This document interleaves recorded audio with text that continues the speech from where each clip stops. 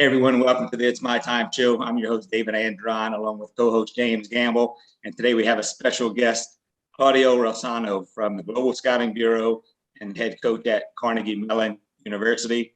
Welcome aboard, Claudio. Thank you for having me. Good to see both of you. James, David, thank you very much. Hey, Claudio, I got that Carnegie Mellon shirt on that you gave me years ago out of respect. And I'm sure we'll get to see it. You're connected to that job, me getting that job as well. So thank you. Appreciate it. It's awesome to have you, Claudio. You and I go way back, and you and James probably go even further back. I remember scouting, Global Scouting Bureau events in the late 90s with you all the way in California. So, we come a long way, and, it's fun to still be helping athletes advance. And, we're glad to have you as part of it. I appreciate you having me. And like I said, we definitely, all three of us go way back, James and I, from November of 99. And of course, David, you're right. We did a bunch of camps together, and I know we're going to get to it, but you published my book, which I really, really appreciate both of you guys. This will be a tough interview for me in a lot of ways, but I'm llooking forward to it. Well, first off, let's talk a little bit about your college program. I know Carnegie Mellon's a high academic university, but you've been there a few years now, and tell us a little bit about it. I've been there 17 years. It's my 17th year. And before I got there, they had 4 coaches in 5 years. They were getting rid of coaches, a pretty good clip. And they hadn't had a winning season in damn near 40 years. So I was a little bit apprehensive of taking the job because I didn't want to get my head kicked in. I was doing my baseball. That's fine. I was obviously with James and the Global Scouting Bureau doing training and things like that. Excuse me. But then I decided to take the job, and it was one of the best things I've ever done. I've met so many great players, people, and we've had some great seasons. I'll give myself a tiny bit of credit, but you got to give the horses credit, the players credit. You can be the greatest coach in the world. If you don't have the players, you're not going to succeed. And I've had great people who are great players. And the program is going real well. We started a Hall of Fame. We have an awards ceremony. It's a long way from where it was. That's for sure.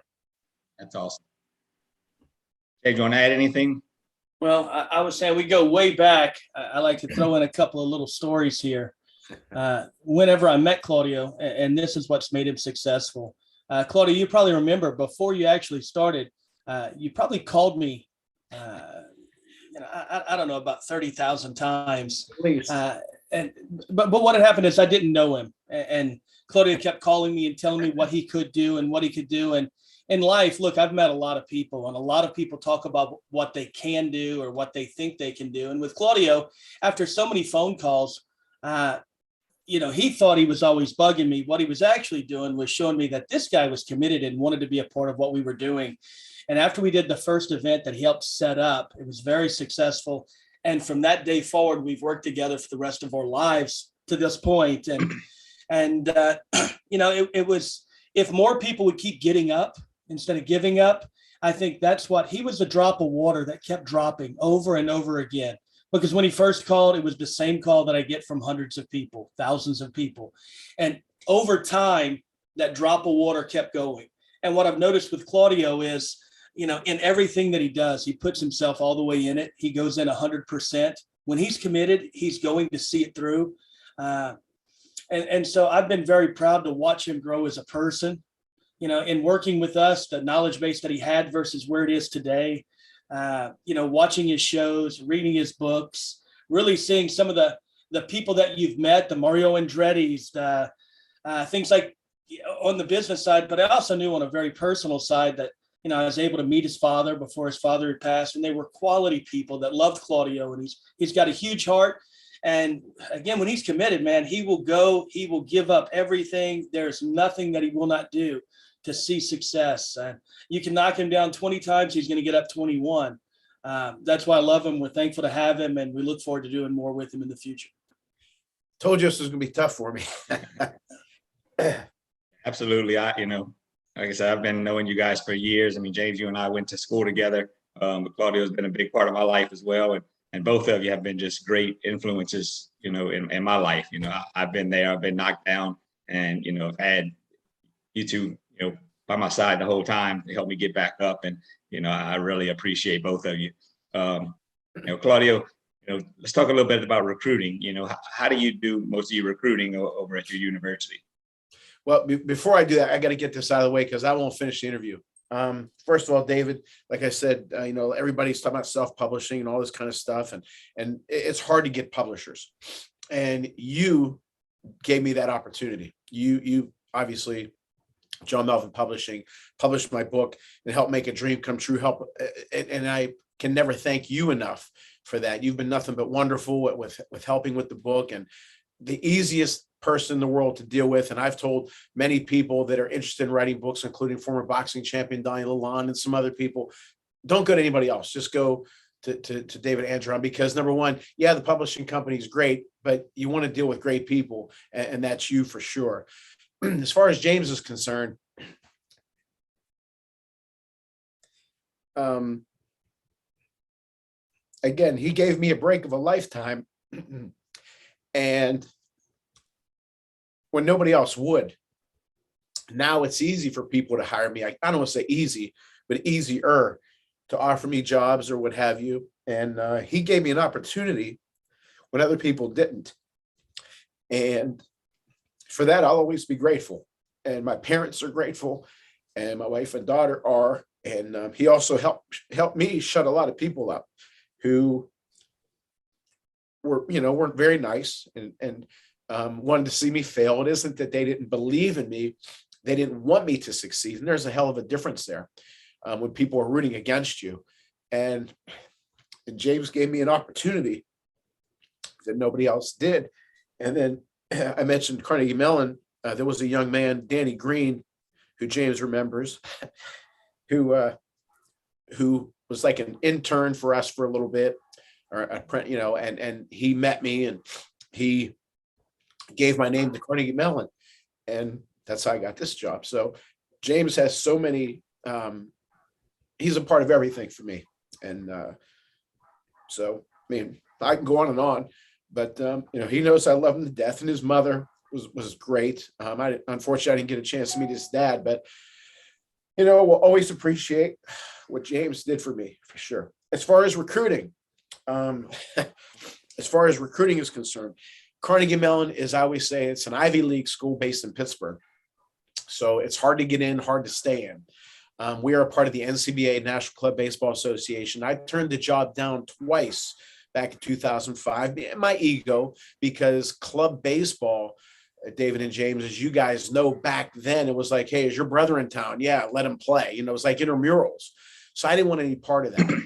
And then whenever I was scheduling non-conference games, first team I would call would be Carnegie Mellon, because we knew that we were going to beat them. And that's no offense to anybody, to the school, to the players, to the coaches. No offense to them at all.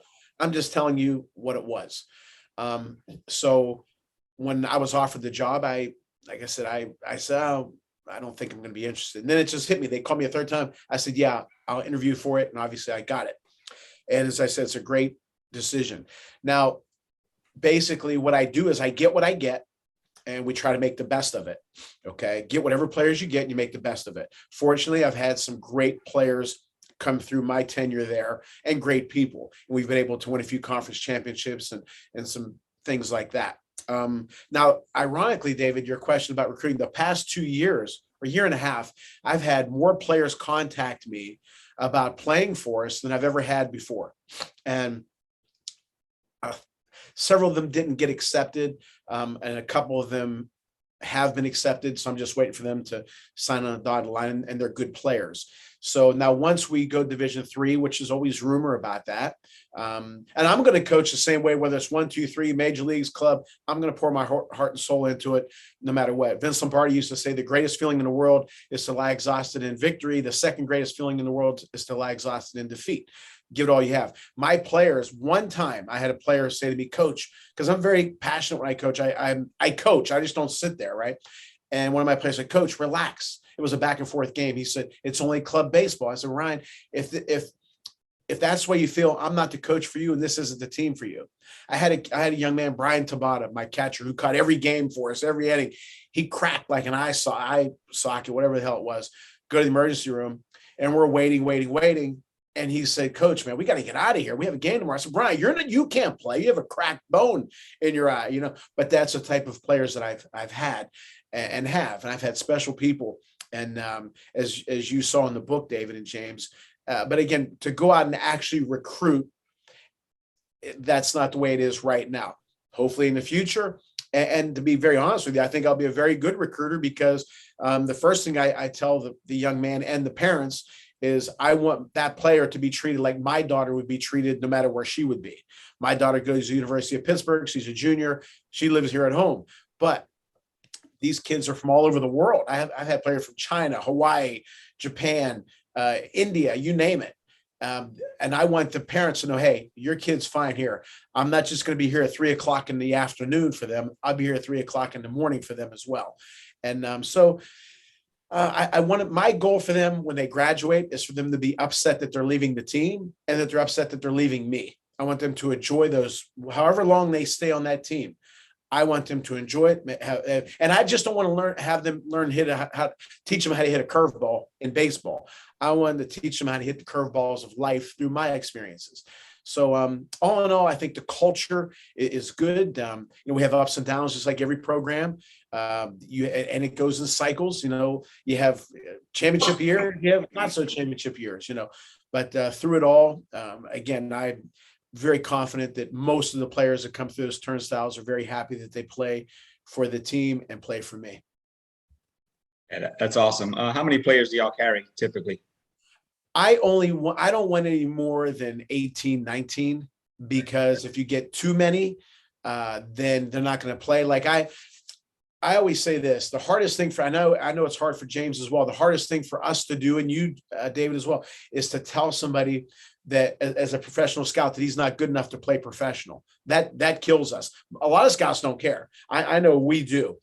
As a coach, the hardest thing for me to do is not give everybody playing time. Not that I give anybody playing time. It's not up to me who plays. It's up to the players. If you're good, you're going to play. If you're a good person who can play, you're going to play. But it's hard for me after a big win, and then you start thanking or you start mentioning, okay, you got a double, a key situation. You made a great catch. You had a big strikeout. Then the kid who didn't play for 3 weeks, that's hard for me, but I always recognize that young man. But with the academics being what it is at CMU, I don't want them to, sometimes they may feel, hey, I'm not going to play. So it's a kind of a waste of time.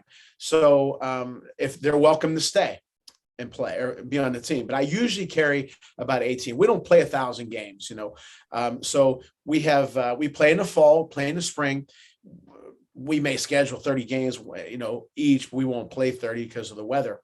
But again, I try to keep kind of a small roster, and it works the way. And I'm not saying my model works for other schools. I know some schools, they won't say it to my face. They'll say, "Oh, if I was coaching there, I would do things different." No, you wouldn't be there. Okay, like I've been there, as I said, 17 years. I've never had my entire team in a game.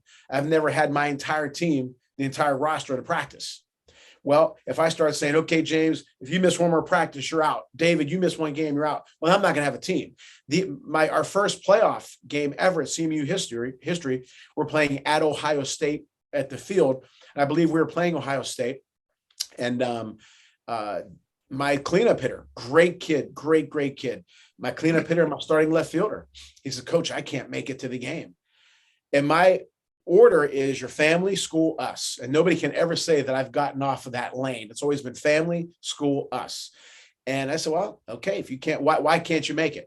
He said, I got labs, I got tests to do. And my professor said, I can't miss. Okay, simple as that. And other coaches will say, well, then I would have kicked him off the team. Well, that's you. I like John Calipari, the head coach of University of Kentucky. He has a big sign in his office, coach your team. Okay. So I coach my team. How somebody else does their business, they do it. Global Scouting Bureau, James is obviously the head. He runs that organization, that business, that company the way he feels best. Some other company, if they don't like it, that's fine. Don't do it. If you want to run something differently, that's your business. Coach your team. I coach my team. I know the temperature of the water. I know what we can do, what we can't do. Matter of fact, even this year we went to Florida. We had 3 practices outside, not what you would call big practices. We didn't have anywhere to practice. Our hitting facility was torn down. We also have fielding practice there. That's gone. We went to Florida, and on my YouTube channel, there was my speech was being taped. I said, we haven't been able to hit. So what? We haven't been able to throw bullpen, get your arms in shape. So what? We haven't been able to take much fielding practice. So what? We're not in cardio shape. So what? Go out and play. Show your heart, show your passion, give me everything you have and play. And we did. And we lost one game, not too well, not too good. We lost an extra inning game, got rained out the other one, and we won our last game, which was a very emotional game, and we won that. So our guys showed what they had. Not everything in life is going to be 1, 2, 3, 4, 5. It's going to be 1, 6, 10, 1. It's going to be up and down. So I make sure I tell my guys that. And our program, it's a good program. It's not sexy in the terms of we walk out of campus and have a beautiful facility to play on. Yeah, we have some beautiful facilities to play on. We have to drive maybe half hour, an hour sometimes. But as I say, you play the hand that's dealt. You can either bitch about it or you do it. So our guys do it. Claudio, well, one of the things you were just mentioning, and for anybody watching, some people don't know where Carnegie Mellon is. So when you're saying you weren't playing outdoors, tell them a little bit about where the school is and, just some of the weather conditions, probably starting in late November until about March or April. Yeah, well, we're in Pittsburgh, Pennsylvania, and basically the campus is kind of connected to the University of Pittsburgh. And again, in Pittsburgh, you're going to get weather from, you might get 55 degrees in November down to 22 and 4 inches of snow. And that kind of goes into the spring. For example, we've had 60, 70 degree weather one day. And then the day we were supposed to play, we had hail, okay, and rain. So that's just the way it is. I mean, there's nothing we can do about that. And like the field conditions aren't great. One time, James, you remember this story. We had a camp in, I forgot what part of Florida, but we had, maybe it was Miami, I'm not sure. But I got a call, David, and to your audience, I get a call the night before. And the grounds crew guy called me. He said, Mr. Claudio, the field's a mess. I said, what? He said, yeah, it rained. It's terrible. It's a mess. So, oh my God. I said, it was Miami. It was definitely Miami, James. And I said, we got this camp tomorrow. Is there any other fields? He says, no, your field's the best one, but it's not very good. I said, oh, you know what? I said, I appreciate it. Do whatever you can. He said, yeah, but it won't be good, but we'll make it work. I said, all right. I called James and tell him, okay. Next day we get there. James, I don't know if you remember. Well, no, you weren't there yet. It was field 8. I get there. And this field, David and James, and to your audience, was beautiful. I'm saying I must be in the wrong spot. And here comes this guy, Mr. Claudio, I'm so sorry. I said, what field are we on? He said, field 8. And I'm looking at it and it's perfect. I mean, it really is nice. I said, you scared the hell out of me. What's wrong with this field? He goes, look at second base, has a little bit of a ridge and has a little bit of, I said, you ought to see the fields I have to deal with in Pittsburgh at this time of year. Okay. I mean, we got rocks. We got to get guys throwing rocks off the field. We have to throw kitty litter like I had to do yesterday or Saturday. Kitty litter, I had to work on it. Sometimes I work on it for 4 or 5 hours. I had to get a leaf blower, one of those big leaf blowers, blow the water off on Friday. Then hail came about an hour after I left. Then rain. Then I had to blow it again, throw kitty litter and some salt. Salt. Well, James knows I love salt. My answer to everything is salt. But I put salt on the ground. That damn thing's like a rock now. But anyway, we were able to play. But their standards in Florida, field-wise, are a hell of a lot better than ours. But those are the conditions, that we have to deal with. We don't have a baseball field on campus at CMU, so we have to do a little traveling. But I guess if you want to play, it works. Talk a little bit about your book, Claudio. Like you said, our publishing company, John Melville Publishing, did publish it. We get submissions all the time, and we're pretty picky with that aspect of it. We don't just publish anything that comes through. So we go through it. We have a group that looks through it, and your book was something that was very touching to me. And as a scout, I watch a lot of coaches and players, at the college and the pro level. And, some of them destroy the mental side of the game because they don't know how to handle the players, from the mental aspect of it. And, your book, the title of it is Lead from the Heart Up, Not from the Neck Up. And first off, I love that title. But, just the way you manage not only the game, but manage each player's life is so important. And, it was a book that, I definitely want to be part of. I'm glad we were able to publish it and, really want to talk about it a little bit more today. Well, thank you. Thank you. Thank you for everything you did for the book too. First of all, the title, Lead from the Heart Up, Not the Neck Up, How to Create a Positive Winning Culture on the Field and in the Office, because it's not just for sports. Where I came up with the title was my mom, the Lead from the Heart Up. My mom always used to say, never speak from the neck up, speak from the heart up. In other words, care about what you're saying, mean what you say, and don't just be fake, about it. Never be fake. So actually care, mean what you say. So I kind of turned that around for the leadership aspect of it. And you know what, James mentioned Mario Andretti before, and I've been fortunate enough to be friends with and meet a lot of, named people. Okay. When I was interviewing Mario Andretti, I kept calling him Mr. And he stopped during the show and he said, Claudio, and he little upset. He said, Claudio, I call you Claudio, you call me Mario, right? So there's people who haven't accomplished anything anywhere near what that man has. You can't put their heads in a ballpark. Okay. And I've seen a lot of coaches that try to act a little big time or I'm extremely confident in what I can do, extremely confident in what I can do. But that doesn't make me immune to anything. For example, in 2011, a friend of mine who James met a couple of times, Eric Jackson Laurie, we were coming back from Rochester, New York, from a Boxing Hall of Fame event, which I used to fly to. This time we drove. On the way back, we got into an accident. The car spun around, slid thankfully down an embankment, and crashed, totaled the car. Nothing happened to us, but when that car was spinning, it didn't say, wait a minute. Eric is a successful attorney. Claudio works for the GSB, CMU, does this, that, and that. It doesn't matter. Okay. So I saw so many coaches. I'm not ripping on it. I'm just telling you what I saw with the arrogance, with the way they treat players, with the way they treat people. Okay. And I'm saying, who the hell are you? Okay. And so then what finally set it off was there was a young man that I'd never coached, but I knew I knew him, obviously. Big kid, 6'4", like a linebacker. And he said, Coach, can I come to your house and talk to you? I said, sure. So he comes over and he says, I love baseball, but I can't stand it anymore. Never forget that. I love baseball, but I can't stand it anymore. I said, why? He said, I don't like playing for who I'm playing for. And if a player makes an error, the coach will make them run, the whole team. Or if they did something bad that game or whatever, make them run until somebody got sick. What's that going to do? How's that going to improve the team? Just make them run. Okay. But I just saw the leadership of coaches and even some in businesses, the way they treat their employees, the way they treat their players. I didn't like it. And one time during a game, it was my birthday. After this game's over, the opposing team, and it's in the book, the opposing team was arguing with the coach. Coach was hollering at them. And here are my guys. Yeah, we won. Maybe you can say, but here are my guys. They gave me a birthday cake. And the same thing happened last year after a loss.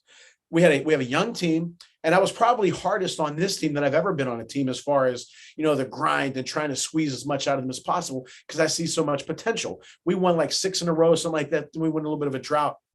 We lost our third game in a row by 1 run.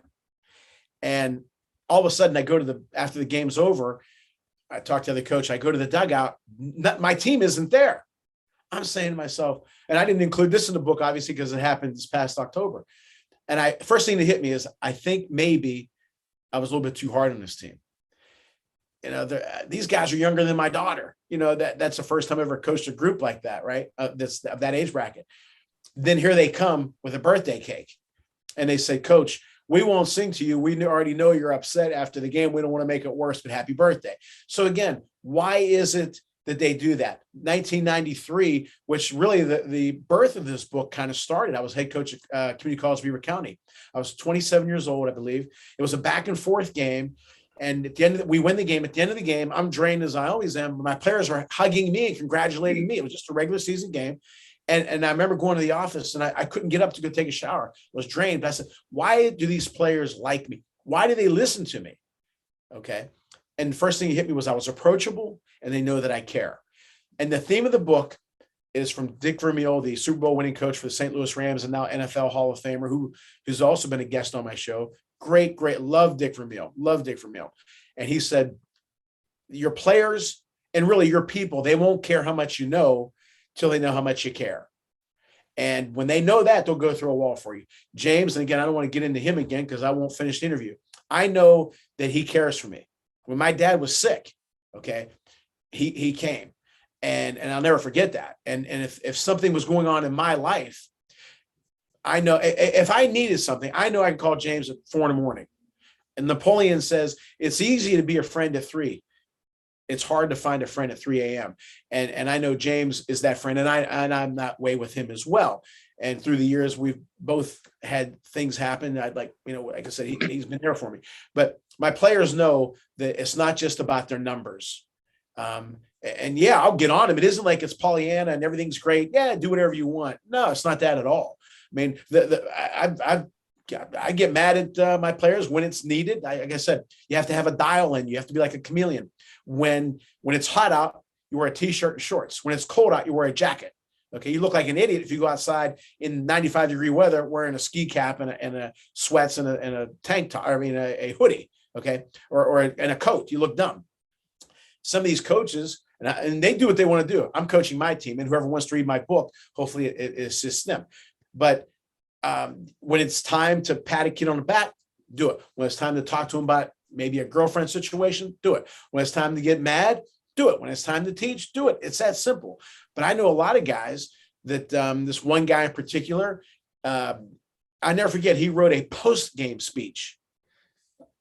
I said, so he was writing feverishly on this notepad. I said, what are you doing? I'm writing a post-game speech. I said, you mean a pre-game speech? He looked at me. He said, I said a post-game speech. I said to myself, I was an assistant. So how the hell can you write a post-game speech when you don't know what happened? So he wrote down that the guys, they just wanted to wear the uniform. They just wanted to walk around campus, big man on campus, and kind of strut around. Hey, I'm on the baseball team. This ain't another thing. I don't care about anything else but that. Well, that game we lost because a guy tried to take an extra base. A pitcher begged to stay in one more inning. The outfielder tried to make the throw where he should hit the cut, try to throw. It was, I don't want to say over hustle, but you know what I mean. It was a hustle loss. It isn't they didn't give a damn, but what speech did he give? You guys don't care. And everybody's looking at each other like, what? So again, there's a lot of things out there that we see in person or we read about or we hear about. And so I decided to write that book. And also in the business world, I've seen and heard things. And so I decided, hey, I'm going to write my experiences, good and bad, mistakes that I made. Never treat anybody bad, but I made mistakes too. And how my players react to the way I am with them. And so far, I've gotten a lot of great feedback from a lot of business owners saying that they read it. And, so hopefully it has impact. Jim Valvano, who was a friend of mine, who I love Jim Valvano, he used to say his favorite word in the English dictionary was the word impact. And he had so much impact on zillions of people. And I just wanted to have impact on whoever hears me or reads my book. Well, I was going to say, Claudio, one of the things that I like the most, and you might want to touch on it because I think it transcends from the sports world to the business world to personal life. You have a section about Huddle Up. Yeah. Well, if you're a baseball player, you don't always hear that term, but I know it's something that you've personally used. And for me, I've been able to read that, understand it. And there's times in life when you need to call a little huddle, get everybody together. Sometimes it's to slow things down a little bit, sometimes to give encouragement. So I think that goes not just in a sports world, but it also goes in family life. You have a wife and kids and life gets really fast. And in businesses, things take off. So maybe you could touch on that just a little bit, because that was one of my favorite sections. So. Thank you. Yeah, the Huddle Up is basically adjustment time, halftime. We don't have halftime in baseball, so you have to kind of make your own halftime. So I'll huddle up. Hey, this pitcher's throwing whatever. He's starting you guys off with off-speed pitches, or the catcher isn't going to throw you out. Whatever adjustments we have to make, or the outfield's playing way in or playing back, or the pitcher's throwing everything outside. Whatever. It's a quick assessment of what's happened thus far and what we have to do to adjust, to combat that, to beat that.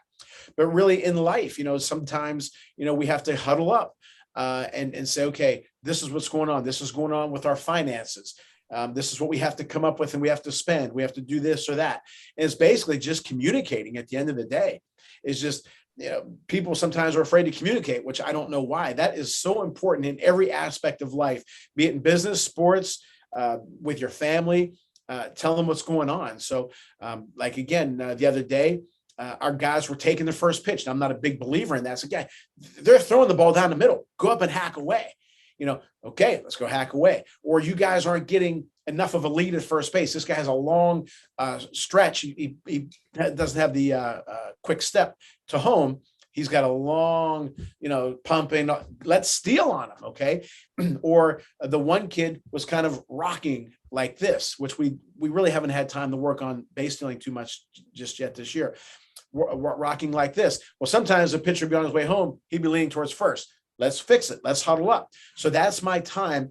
And as soon as they get off the field on defense, is to talk about what we need to fix. And again, I think that's very important. But in the book, I used it for kind of a recap of that chapter. Whatever the story was or whatever those stories were, just kind of a recap and my opinion on how to deal with those type circumstances on the field and off. Absolutely. The key to success in baseball, any sport really, is getting the best out of your player, getting the most that you possibly can, helping them reach their full potential, and sometimes play above that level. And, I see a lot of coaches that they go out and recruit and they don't develop, they don't do the huddle ups, they don't coach the kids up, when they need to be. So either those players stay on the same level or they die off.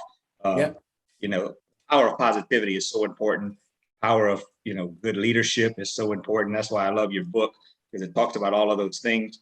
I've been a coach for over 20 years and, you and James have, helped me recruit and, seen some of the situations that I've been in. I've been known as a coach that makes chicken salad out of chicken crap, because I've had some tough teams that, have played above their level. But being able to do that, it's nothing to do with me being a great coach. It's more me being a great leader and getting the most out of those players, making them believe they're better than they really are and play up to that level and peak at the right time.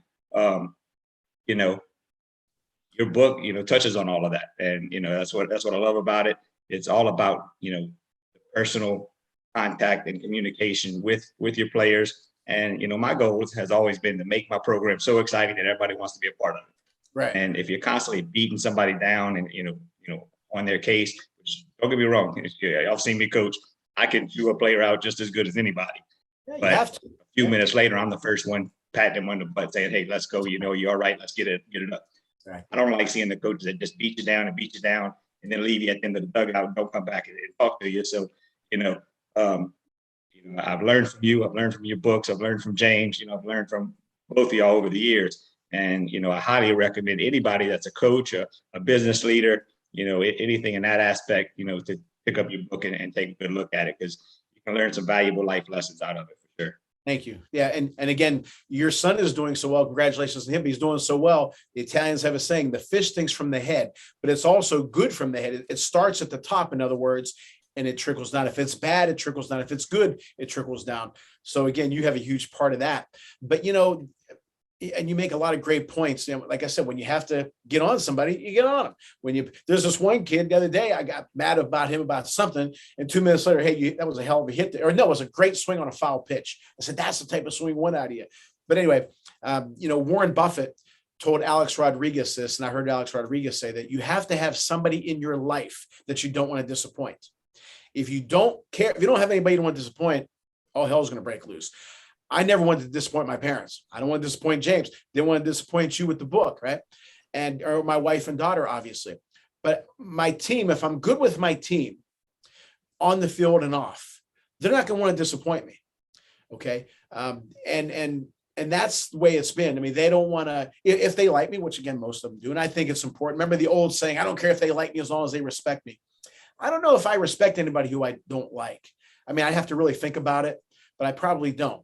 But, to jump around here, and also I always say this phrase too, David, and you kind of touched on it. I don't want my players to look at their watch and say, oh, 6 o'clock, I got to practice. I got to go see Claudio. I don't want that. Nor do I want to say, oh man, I got practice pretty soon. I got to go see that kid. He's got to come to practice. And I don't want that. Okay. Because I've been in that position.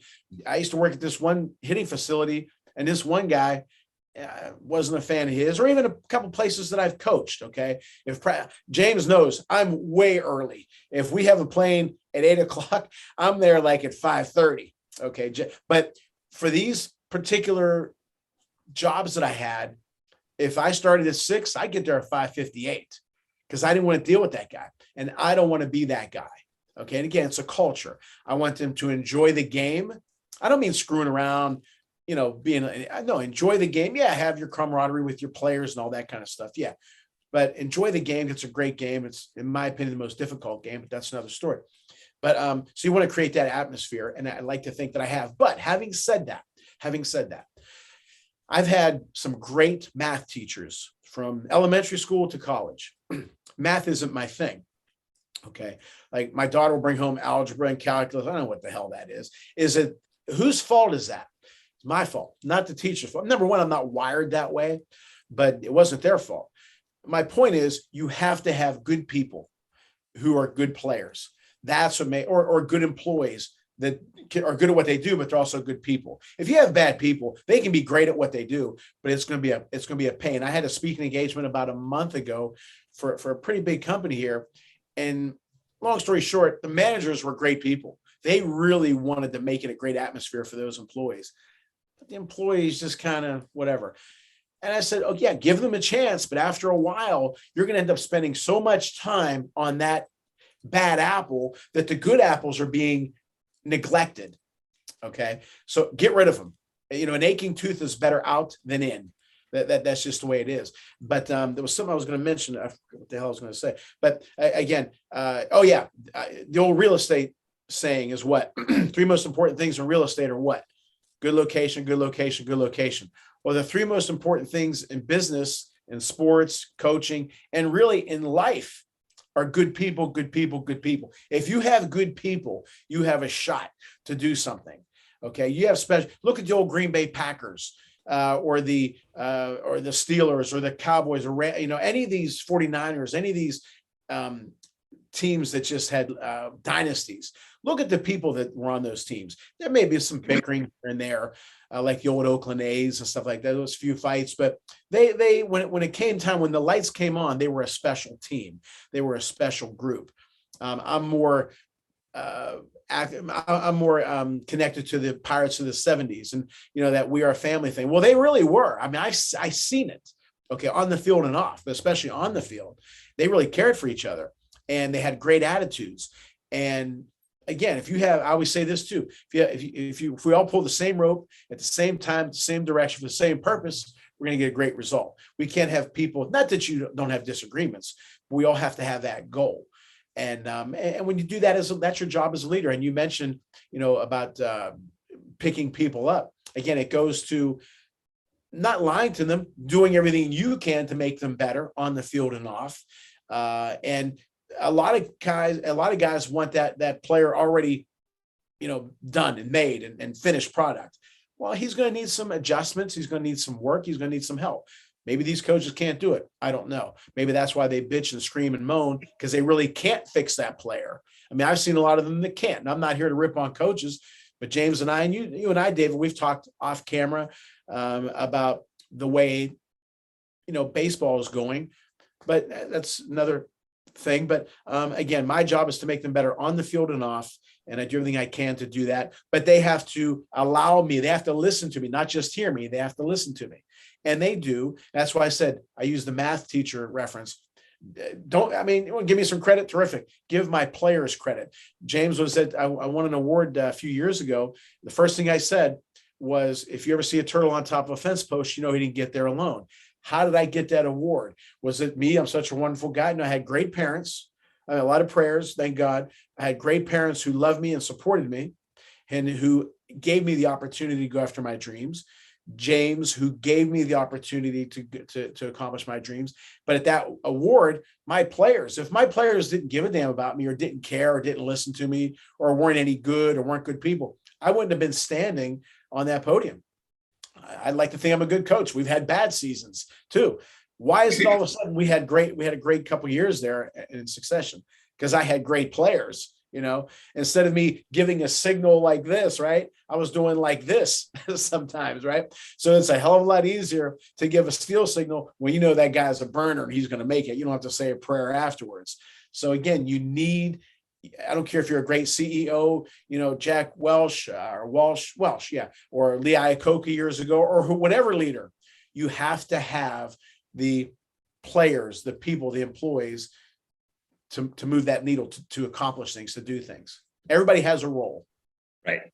And, one of the toughest things in our job and our profession as a coach and as a scout is the brutal honesty that you have to give. And a lot of these coaches, they don't want to be honest with their players. They try to sugarcoat things, or they just won't tell them anything at all because they don't want to hurt anybody's feelings. James and I are writing a book right now together called the SWOT Analysis of Student Athletes. And that's giving the athletes the opportunity to self-evaluate themselves and really look in the mirror and understand what they really have. There's so many parents and, coaches that sugarcoat things. And, we talk about my son, yes, my son's having a great career, but at the same time, he has to look in the mirror. He's at a Division I baseball program now. It's not junior college. He's got to battle with, compete with other people, as good as him, better than him. And, they rotate in and out. And, sometimes he gets upset because he's not getting the playing time he thinks, but, you gotta look in the mirror and say, hey, look, I'm in a different level now. We can't sugarcoat it. He's got to go out there and bust his tail every day. And, a lot of players can't do that. A lot of parents can't understand that.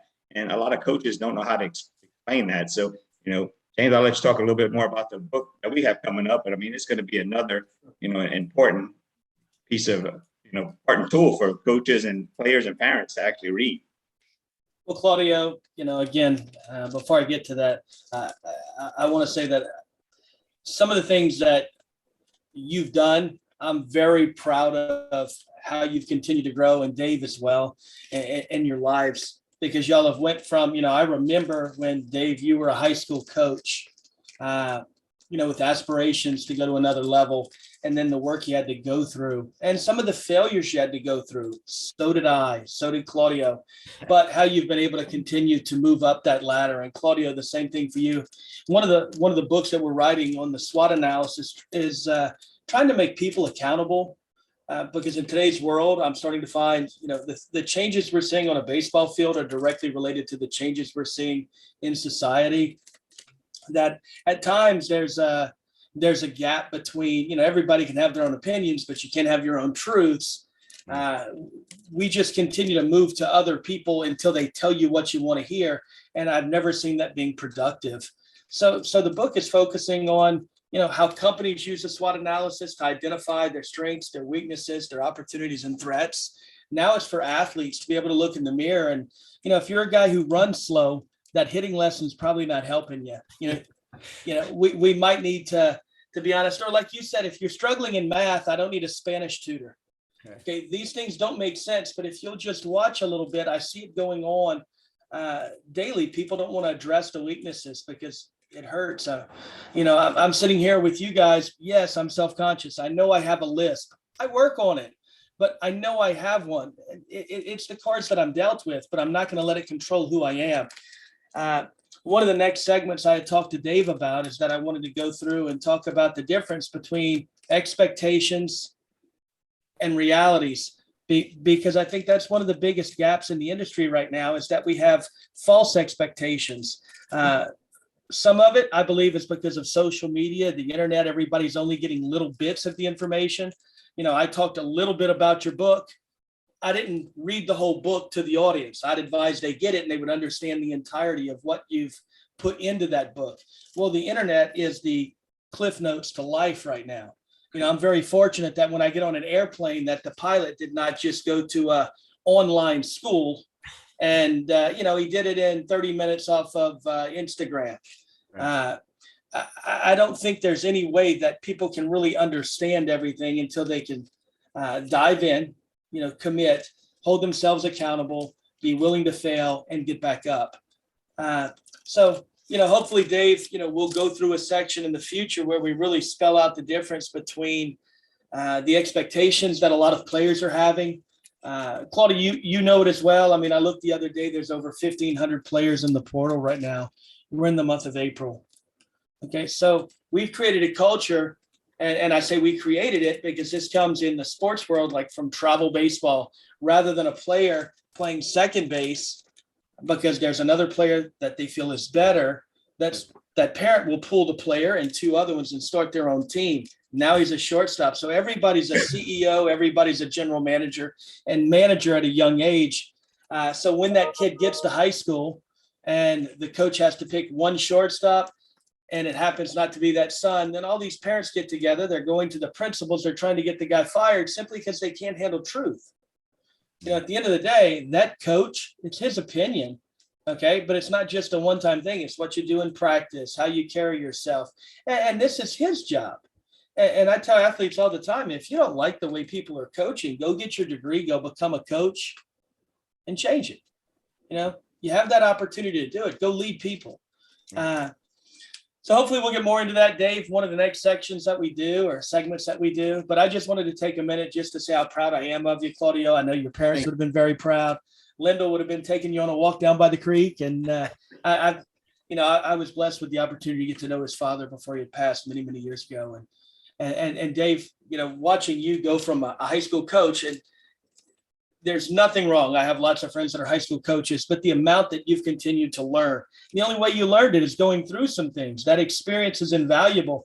And that's why the relationships are really important, because now you can give back to other coaches who, when you were a high school coach, you thought you knew everything until you started going through it. And then you learn more. And that's how we continue to learn, is we have to push the envelope. So again, thank you guys both for having me on today. And I've been very proud of both of you, and I look forward to doing more with you in the future. I got to say a few things, though, about what you guys are talking about, if you don't mind, David and James. James, I remember he used to say this at every single trial camp we had. We're going to give you an honest evaluation and a good evaluation, because we were very good at giving evaluations. And Dave, you were there, and he said, but I hope you go to another camp and somebody picks you up and you said, man, the Global Scouting Bureau and those guys were all wrong. James wasn't one of those guys who enjoyed saying, you weren't good enough to go to the next level. I hope you prove me wrong and never forget that. So I'm gonna jump around here. Another thing, I remember the first time we physically met, because as James said, I bombarded him with contacts until he called me in January of 2021. And but we physically met in May of 2001. And so we met. And anyway, he said that he wanted to be Santa Claus to people. And he certainly, how many people do you hear saying that? And David, too, he has helped so many people, some deserving, some not so deserving, but that's another story as well. And he's always a giver, give, James. And so I've kind of taken that with I've never labeled it that way, because I want that to be James's quote, but I too want to help as many people as I can. And so many people can, if they're smart and good enough people, say, hey, we're linked to James Gamble and the Global Scouting Bureau and to David Andron. And as far as what James said again about my parents, you have to understand, so why I got so emotional before is because I live in the same house I grew up in, about 10 feet from where I'm sitting here now. My dad used to go to Italy every 5 minutes, and he got sick. Long story short, he couldn't leave past our hedges for quite a while. And he got better and he was good. And he gave us a life, provided for us beyond. I can't say one bad thing about my mom and dad in any fashion. But my uncle took me to my first Pirate game, August 19th, 1973. I was 8 years old. And I never cared about baseball, didn't know anything about baseball, zero. Went to that game. Long story short, I knew what I wanted to do that day when I went onto the field by myself, into the locker rooms with all those players in the field by myself, and look at that scoreboard. And I still remember it like it was yesterday. And I came home, and 10 feet from where I'm sitting, my dad said, "Did you have a good time?" I said, "I did, but I know what I'm going to do it the rest of my life." And he said, "What's that?" I just said, "I want to be in professional baseball." I didn't know what the hell it was, but I knew I wanted to be in that atmosphere. And my mom, she said, "If that's what you want to do, then me and your dad will do everything we can to make your dreams come true." And, I was climbing pretty quick. Then you go down, climb down. And again, people just busting your chops and being mean about it. Or even some people that I worked for made it a little bit harder than it had to be. And there's some stories in the book about that. And it was already hard. There's no straight line to it, as you guys know. There's a lot of jagged roads and everything. But James, Gail Sayers used to say, all I need is 17 inches. You give me 17 inches and I'll run to daylight. I just needed one guy to believe in me. Yeah, I had a high school career and a college career and all that, but that wasn't the dream or the goal. And James gave me that opportunity. And, thank God things went the way they did. And a bunch of other things stemmed from it, be it podcasts or TV shows or whatever the case is. But like I said, I get emotional because, again, James gave me the opportunity. And I'll say this too. I'll be very personal with you. There was this one relative who I cared for a lot. And he just always just busted my chops constantly about baseball. And I wasn't going to make it. And there was a couple of them. You're going to be a flop. You're a failure.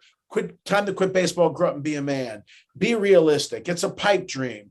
Every damn time we see them, and my parents would stick up for me like you won't believe, but it would still hurt me. Right. Well, in April, there was a time where I really got, and I never fought back. And Jay, I don't take anything off anybody, but I took it from a couple of relatives like an idiot that I was.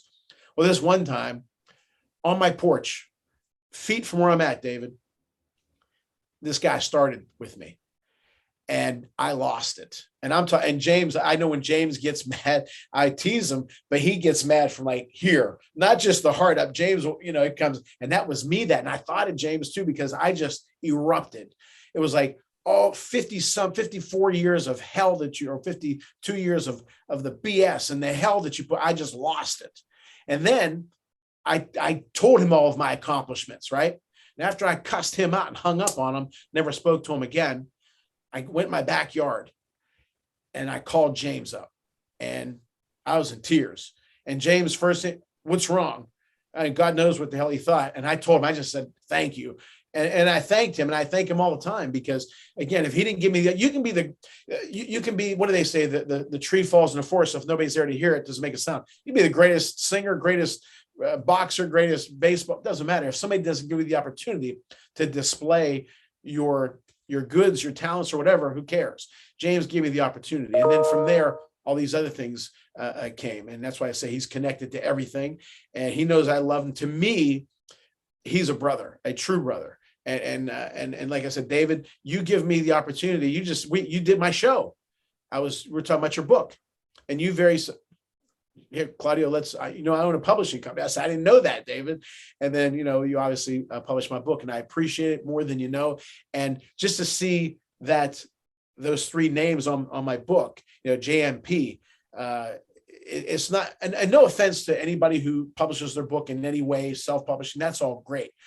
But for me to be able to say, "Oh yeah, I'm published by John Melvin Publishing," it gives me a little bit more bounce in my step. So again, I appreciate you guys more than you know. The only bad thing about both of you is that you guys we don't live close to each other. But we've had a lot of fun. And James, I know we've had some fun times, and I'm looking forward to having more. And I'm just thinking of some of the things that we've encountered over the years. I'm actually impressed you haven't taken a power nap while we've done this show. Well, let me tell you something. Now, here's how not to impress the guy who just hired you. Get to Atlanta. James picks me up. Yeah. We're going to the hotel. And I don't know why I always leave the window a little bit open, right? But then James is talking about and I fall asleep. He wasn't. Yeah. I just fall asleep all the time. That's just me. I'm not narcoleptic or anything like that. I just fall asleep. And James says, "Damn, I've been talking here for." And then I have an ability. Don't ask me how or why. That where I leave off, I can sleep for about 20 minutes, and I'll go back to where I was. Oh yeah. And I got to say something. James sent me a thing here. It's a certificate of appreciation. He's right next to Mario Andretti there. All this stuff. That's one of my most prized things because James sent it to me out of the blue. But we've had a lot of fun, a lot of good times at different winter meetings. There was one guy who worked for us. He used to sleep with his eyes open. Oh yeah. I thought he was dead. But we've had a lot of fun, a lot of good times for sure. Well, I look forward to some more, guys. Me too. Absolutely, guys. I thank y'all for both for being on, and I'm grateful. And I'll have you guys on my show to promote your new book too. Sure. Whenever you guys want, you guys are more welcome to come on, and it'll be fun. Absolutely, yeah. Our goal every day is to help players, help people. We're going to continue doing that through My Time Sports, through Global Scouting Bureau, and through Carnegie Mellon University. So we appreciate everything y'all do, and we're going to keep battling for everybody. If you have any questions, please look us up at My Time Sports. And, we're looking forward to seeing you on the next show. Thanks, guys. Thank you.